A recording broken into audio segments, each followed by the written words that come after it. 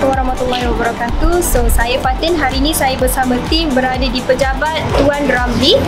Saya difahamkan Tuan Ramli ni sudah 32 tahun berkecimpung dalam dunia jual beli kereta terpakai. So, kenapa kita ada kat sini? Kita nak tanya sikit sebanyak tentang jual beli kereta terpakai dan apa risiko kita sambung bayar kereta, baik daripada segi pembeli dan juga penjual. Okey, jom.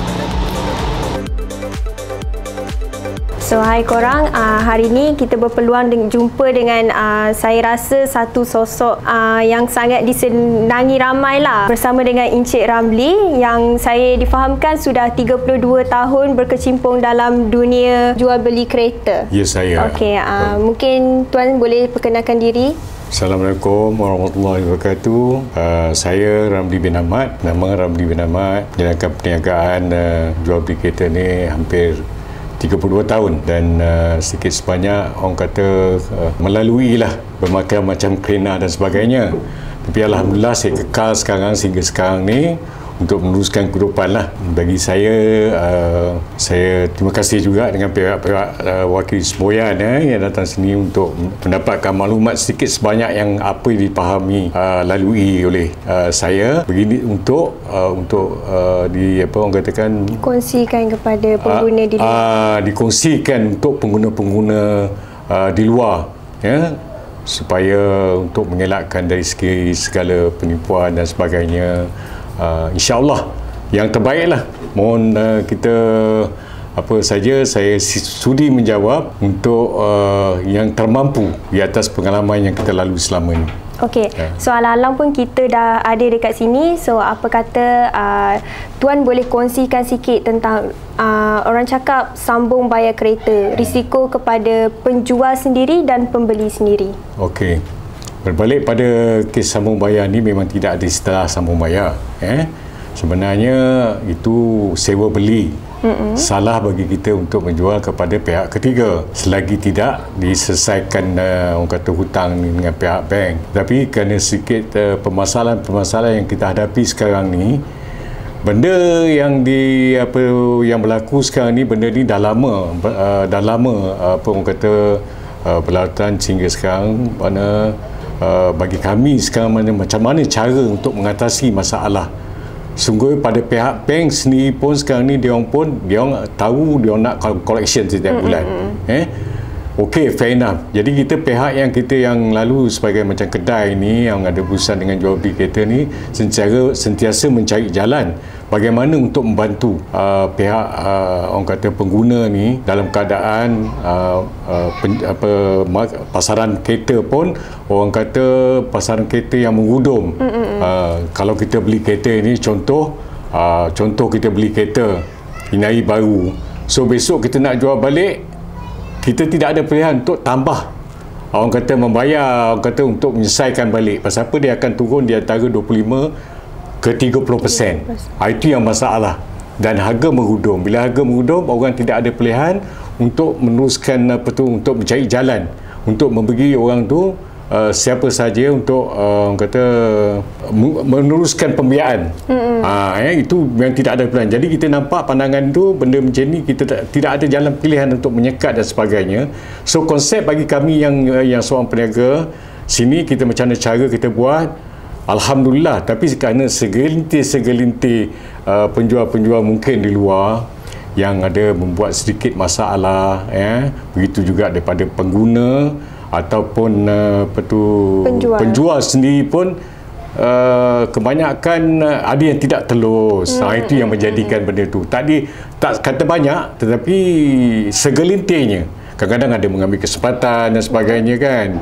Jadi di sinilah yang kita betul berhati-hatilah. So saya menasihatkan pada pengguna dan begitu juga penjual yang nak menjual dengan cara sebegini, kita sedar benda ini tidak ada pilihan. Cari orang yang tertentu untuk membantu dapatkan khidmat nasihat supaya kita mengelakkan daripada suatu perkara yang tidak baik berlaku, penyalahan guna dan sebagainya. Perjanjian yang kita buat ni memang tidak laku sebenarnya, tidak ada pun. Cuma perjanjian yang kita buat ni sekiranya sesuatu berlaku disalahgunakan ataupun saman ataupun yalah macam-macam boleh berlaku di atas kereta tu. Sekurang-kurang kita ada bukti, ada orang kata tanda tangan hitam putih makna penyerahan kereta dan sebagainya. Sebenarnya tak laku, tapi sekurang-kurangnya ada tu mana menunjukkan sekurang-kurang pun orang kata untuk si penjual pun dia lebih selamat kan. Jadi cara risiko dia memang ada, itu tidak dinafikan. Risiko memang ada sekiranya ialah orang kata cara dia orang meneruskan pembayaran yang pihak ketiga ni, ada yang 5 tahun, ada yang 6 tahun, bahkan sekarang ada 8 tahun pun ada. Kereta baru jual pun orang jual juga kan. Itu kita pun tak boleh nak komen apalah kan. Di sini saya ingatkan pada pengguna, begitu juga kepada penjual yang ingin meneruskan cara menggunakan kereta jangan cara urusan disebini rupa, so memastikan lebih berhati-hatilah. Itu insya-Allah kalau kita kata rujuk kepada orang yang betul-betul dan beli pada orang kata sama ada kedai yang dah wujud lama ataupun terus kepada tu dengan ada perjanjian sepahaman. Itu mengelakkan daripada suatu perkara yang tidak baik, mungkin tuntutan dan sebagainya kan. Pasal ini risiko yang kita akan tanggung insya-Allah. Tapi kalau benda berjalan baik, orang kata supaya memudahkan bila kita jumpa kedai ataupun penama sendiri, sekiranya kita dah habis bayar, jadi memudahkan kita tu. Tapi kalau daripada pihak ketiga yang kita tidak tahu asal usul, kena hati-hatilah. Itu kita memohonlah. Itulah dia cerita. So macam mana dengan risiko kepada penjual itu sendiri? Mungkin daripada segi jenayah ke mungkin dari segi penjual sendiri pun dia akan menanggung risiko. Itu yang saya katakan kita kena buat ada perjanjian luar mengatakan penyerahan kereta tu bila dan sebagainya, dan si pembeli ni mengaku, si pemakai ni mengaku bahawa sekiranya apa berlaku pada tu, mana dia sedia bertanggungjawab. Bermakna ni macam itulah, mesti ada. Sebab kita benda-benda ni tak bercakap. Kadang-kadang kita berjanji bercakap dengan saya pun tak boleh tak percaya juga kan. Saya sekurang-kurang dengan perjanjian, tanda tangan dan dicop jari sekali. Kadang tanda tangan orang boleh tu, boleh cop jari, tidak boleh menipu. Itu sebagai untuk mengelakkan daripada orang kata perkara-perkara yang tidak diingini berbangkit lah. Okey, macam mana pula kalau macam si pembeli tu dia menggunakan kereta tu dan terlibat dalam satu kemalangan yang kita boleh kata total loss lah. So macam mana pula dengan diorang nak claim insurans tu? Okey, ini perlu saya sebutkan sini. Ini ada sikit kemudian. Ini memastikan si penama tu kena buat usaha sama, kerjasama lah. Yang si pemilik yang dulu dan yang si pemakai sekarang ni, sekiranya berlaku sesuatu kemalangan ataupun yang benda yang kita ni, dan dia kena rujuk lah, ataupun rujuk kepada kita. Kalau beli di kedai, rujuk kepada kita, ataupun si penama untuk memberi usaha sama, kerjasama. Sebab apa? Kalau dia tidak bekerjasama, saya rasa insurans tidak akan bayar kalau kita ni buat sambung. Tapi kalau kedai bersama meminjam dan sebagainya, itu insya-Allah itu perlunya kita jumpa penama yang dulu, penjual dulu. Sebab kalau sesuatu berlaku, sekurang-kurang kita boleh terus berhubung dengan dia. Pasal ini banyak berlaku yang ada kalau yang ada benda-benda ni berlaku kemarin, dia panik kan. Itu pasal sekarang ni makna si penjual sendiri pun kena kerjasama lah. Dia bersedia untuk bekerjasama sekiranya berlaku kemalangan. Pasal tuntutan insurans ni faham-faham lah sekarang kan. Tu pasal insurans sekarang dia all driver, siapa saja boleh bawa. Dia ada tambahan yang saya ingat kalau tak silap RM20 kot untuk digunakan kalau berlaku kemalangan, makna siapa-siapa boleh buat laporan.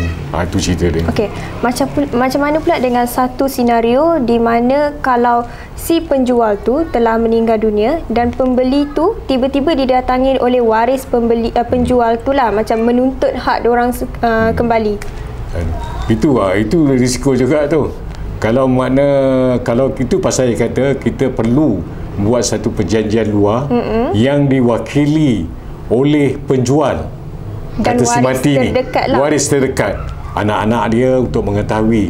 Kalau kita yang tu orang ni yang beli ni, dia akan keluar duit, dia bukan dapat free, dan dia juga si penjual tu dia dapat duit. Itu atas budi bicara lah masing-masing. Dia ada token untuk dia, walaupun harga market tu tak tak kena dengan harga pasaran yang sebenar. Pasal itu dibenarkan menggunakan nama dan sebagainya kan. Jadi di sini perlu waris tahu. Mesti nak ada perjanjian tu penting. Kalau setakat perjanjian si mati tu, jadi kadang-kadang ada juga itu mana buta aja kita takut. Ini pernah berlaku pada saya juga. Lepas saya pakai 3 tahun, Kepala Owner meninggal, tapi kita dapat berhubung dengan keluarga dia dan dia cari kita. Dia bagi itu untuk kita settlekan dan dia bagi masa untuk dia selesaikan lah. Jadi mana tidak ada masalah lah. Tetapi kalau kita tidak kenal keluarga, ini yang kita takut, tangan jual atas tangan. Ini kena jaga hati-hati. Selagi kita tak jumpa pewaris ataupun kedai, kalau contoh kedai itu bungkus, tak ada dokumen yang boleh mengesahkan, apa akan jadi? Ini kena hati-hati lah maksudnya. Kena hati-hati. Okey. Tuan pun ada mention tadi berkenaan jual atas tangan kan? Mungkin boleh bagi komen dengan lebih detail berkenaan dengan isu. Jual atas tangan ni yang saya petikaikan, kita berbalik pada si penjual nanti. Kita takut yang akan berlaku, tak adalah orang kata kita menudung. Selalunya bila jual tangan atas tangan ni tanpa pengetahuan kedai dan penama sendiri, itu akan berbangkit satu ketika nanti. Sebab takut yang pemilik pula tu, penama nanti akan kata saya tidak ada jual dengan dia ni dan macam mana benda ni boleh jual dengan dia tu. Jadi perkara ni akan timbul lah. Sekarang melainkan orang tu telah menyerahkan sebulat kepada kedai dan mana kedai seterusnya bertanggungjawab. Itu lain. Jadi yang kita takut begitu rupa. Bila tangan si pembeli, penjual pula ada masalah nanti. Kita takut itu. Jadi mengelakkan tu, biarlah duduk berbuat orang kata lebih baik, membuatkan satu perjanjian tepi, mengatakan sekiranya berlaku dan sebagainya, ataupun si penjual sendiri dah menyerahkan pada untuk kata syarikat saya pada siapa saja berkenaan dan trunya bertanggungjawab itu berbeza. Okey.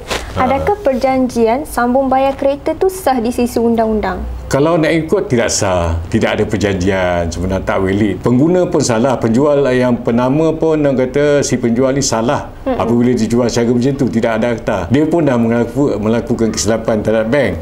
Tapi kena tidak ada pilihan dan luar sanggup membantu secara begini rupa, dia orang pun tidak ada pilihan. Inilah cara yang terbaik.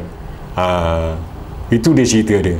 Jadi kalau kita nak kata apa tadi, maksudnya sekiranya orang tu si penjual ni tidak mengatakan, kalau melainkan orang tu direct, mana dia terus jual kepada pihak ketiga kan, kawan dia dan sebagainya, pun perlu perjanjian juga. Jangan tak ada perjanjian, mesti ada hitam putih mengatakan saya telah menyerah dan bertanggungjawab seterusnya, dan tidak akan saya menuntut, melainkan boleh memudaratkan diri kita.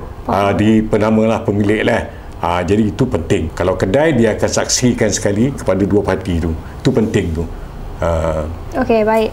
Sepanjang 32 tahun dalam bidang ni, tadi Tuan sendiri ada cerita antara kes-kes yang dapat diselesaikan. Ada tak pengalaman Tuan sendiri, orang cakap kes anaya Tuan lah. Oh, ini lalui. Mungkin boleh kongsi. Ini kena hati-hati bab kedai dan sebagainya. Kita nak bantu orang pun dalam permasalahan ni, kita kena hati. Kita kena cek. Saya lalui. Jadi mana sambil kita membantu untuk menyelesaikan masalah tu, ini yang niat kita nak menolong, dengan yang kita tidak boleh ambil dan kita tidak boleh membantu satu sen pun. Bahkan kita keluar untuk repair tu, kita kos dia. Akhirnya bila dia bermasalah timbul, dia tekan kepada kita. Ini kena hati-hati. Bagi saya sekarang ni, kalau hutang tu terlampau tinggi, saya tak berapa betul lah. Jadi itu pandangan masing-masing. Bagi saya tak mau mengambil risiko yang apa tu. Saya lebih, orang kata jual biar kereta tu tak ada hutang, dia bayar bulan-bulan dengan kita pun kita lebih rela lah dengan pengalaman yang lalu. Ini hari semua yang segala-gala okey. Tapi bila ada satu masa kita tak boleh cakap, macam-macam boleh terjadi. So dia menunding jari pada kita. Itu yang saya, orang kata saya nasihat pengguna, begitu juga orang kata pembeli untuk memastikan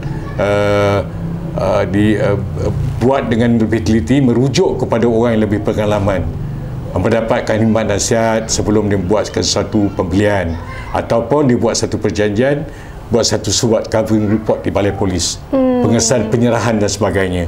Itu sekurang-kurang kuatlah juga ada penyerahan, membuktikan kalau apa-apa lagi memang dah ada report.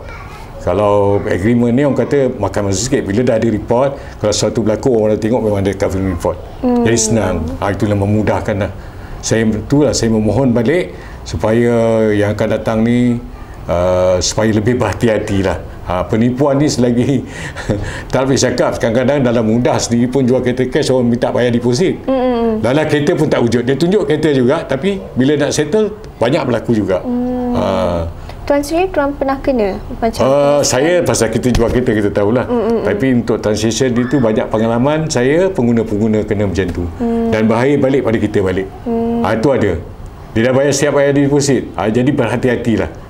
Kadang-kadang dalam dah ni pun orang kata pastikan datang kalau ada kedai, kalau tuan pemilik dia sendiri datang berjumpa yang menjualkan, jumpa buat transaction cara yang lebih apa tu. Jangan kita letak terus bayar deposit. Kena kira kita masuk deposit dah kita tak wujud. Ini ada berlaku. Semua itulah nasihatkan pada pengguna di luar sana supaya lebih berhati-hati ni hari. Kadang risiko memang ada tapi kalau kita buat yang terbaik insya-Allah benda tu akan berjalan dengan lebih baik. Betul lah, kita kena jadi pengguna yang bijak lah. Ya, bijak. Kena selidik dulu kan. Yes, betul lah Mat. Macam saya kadang-kadang ada benda macam ni, kita minta pandangan, saya datang bagi pandangan. Bukan kita nak duit pada diorang, kita tak mahu ini berlaku. Sebab orang yang apa tu, dia akan keluar duit. Jadi nyaya susah orang cari duit sekarang kan. Jadi biarlah perjalanan betul. Jadi sebenarnya semoga benda ni kita tidak boleh nak menghadkan atau membuat sesuatu macam mana pasal ni hak bank. Kan? Cuma kita di luar ni membantu cara yang terbaik. Walaupun tidak legal tapi sekurang-kurang benda tu meringankan beban dia. Cuma risiko tu akan datang kita tak tahu. Tapi lebih kita perjelaskan supaya dia orang ni lebih berhati-hati, itu dia. Betul. So baik pengguna, pembeli dan penjual, diorang kena ada satu persefahaman lah. Ya, betul. Perjanjian persefahaman maksud kan. Bukan nyerah buta je. Nyerah buta besok bila orang tu dah habis bayar kan dia ambil buta je. Pun akan berlaku. Kita tak menuduh, tetapi ini kalau tak betul-betul keadaan orang dalam keadaan okey masa tu dia okey. Bila dia tak okey dia akan sesuatu benda yang kata tidak niat sebenar. Tidak ada niat tapi kerana keadaan paksaan membuatkan diri dia boleh bertukar. Ini yang kita tak nak. Macam saya sendiri pun saya tidak betul orang kata tak mau, orang kata supaya saya bercakap ni untuk meyakinkan kawan, tidak. Buat yang terbaik, berakhir dengan baik. InsyaAllah pengalaman dah mengajar kita banyak perkara kan. Itulah pengalaman-pengalaman yang saya lalui lah. Sekali lagi saya nak ucapkan juga supaya di luar sana berhati-hati sekarang ni kan. Biar makan masa sikit, jangan ambil orang kata jual beli macam kacang putih. Tak mau lagi lah. Jadi lebih dapatkan maklumat ataupun rujukan dan sebagainya sebelum membuat satu tindakan pembelian seterusnya. Betul. Itu dia. Dan saya pun bersedia kalau minta, sungguhnya kalau ada orang yang memerlukan khidmat nasihat, datanglah. Saya bersedia.